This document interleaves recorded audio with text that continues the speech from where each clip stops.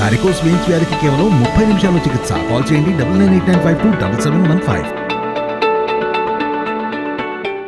Pan India star Prabhas ప్రస్తుతం వరుస సినిమాలతో బిజీగా ఉన్నాడు. గత కొంతకాలంగా వరుస ఫ్లాప్స్ తో ఇబ్బంది పడ్డ ప్రభాస్ రీసెంట్ గా సలార్ మూవీతో భారీ సక్సెస్ అందుకున్నాడు. ప్రశాంత్ నీల్ దర్శకత్వం వహించిన ఈ చిత్రం బాక్సాఫీస్ దగ్గర 750 కోట్లకు పైగా కలెక్షన్స్ సాధించింది. ఇదే జోష్లో కల్కి 2898 AD మూవీతో మే 9న ప్రేక్షకుల ముందుకు రాబోతున్నాడు ప్రభాస్.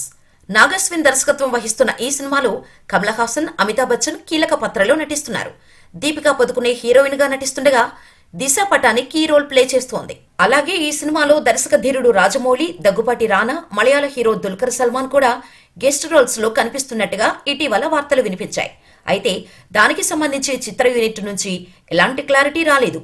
అయినా కూడా రీసెంట్ గా రౌడీ హీరో విజయ్ దేవరకొండ కూడా ఈ సినిమాలో అతిథి పాత్ర చేస్తున్నట్టు టాక్ వినిపించింది.